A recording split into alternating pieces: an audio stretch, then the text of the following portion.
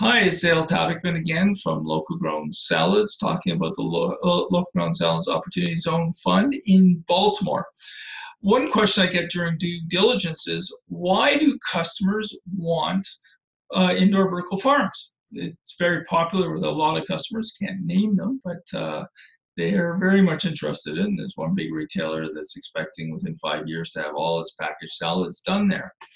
Um, so let me talk a little bit about that. First of all, let's remind you the LGS Baltimore OZF is a Reg D 506C fund only open to verified accredited investors through subscription. This presentation is only for informational purposes. Fund details are in the private placement memorandum.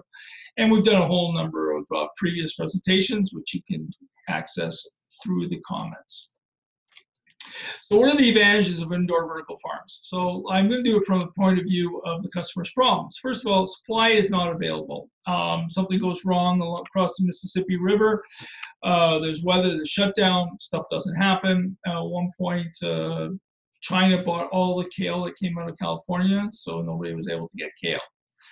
An indoor vertical farm, of course, is not affected by the weather, and it's not affected by China because we set up purchase contracts, and we can produce the same product exactly the same because we use the same seeds over and over again, and we produce 365 days a year. The second thing is food safety issues. Remember what happened to romaine on Thanksgiving? You know, everybody sat down the meal and had to throw out all that romaine lettuce.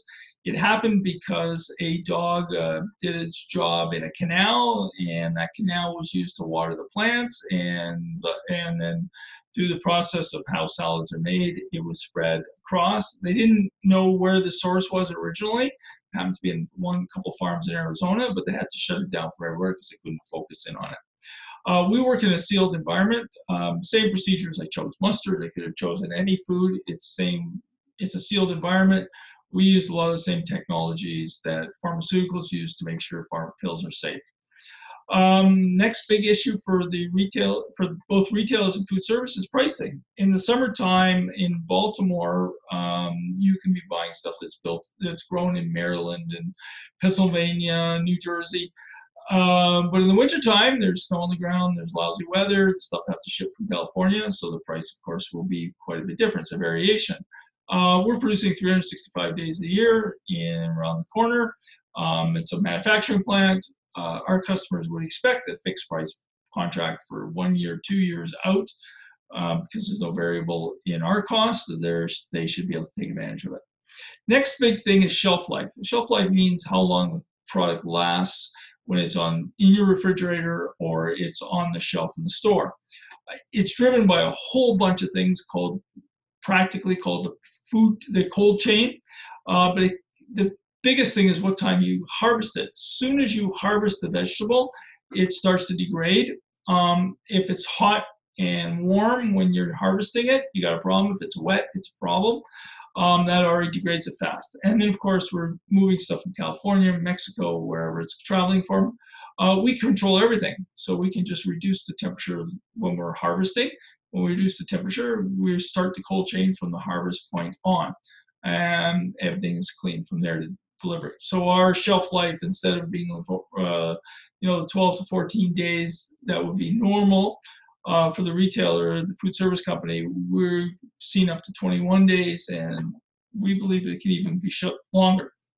Therefore, this stuff is just fresh and good, and they don't lose any taste. Next, of course, for the customer is quality, taste, texture, and it's about 7 or 8 different things that go into quality. Quality degrades from the moment of harvest. Most of the quality goes down over time.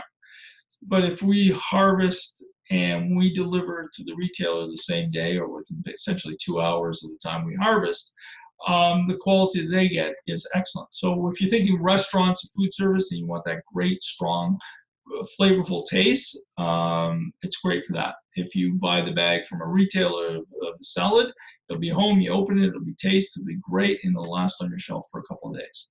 That's, again, the quality, shelf life, they kind of very much interact. Next thing is pesticide usage. Even organic uses pesticides. The difference between the pesticides in an organic certified product and a regular one is the types of pesticides they use. We as an indoor vertical farmer, of course, we're organic and we don't need any pesticides, we don't need herbicides, we don't need fungicides. Of course, we're GMO free, and we're also kosher. For non-people who don't care about kosher, it really affects you. It means there's zero insects. A kosher certification implies zero insects. Anyhow, so that's why customers want indoor vertical farms. If you have any questions, please leave them in the comments. You can see other things, other presentations in the comments. Take care and have a great day. Bye.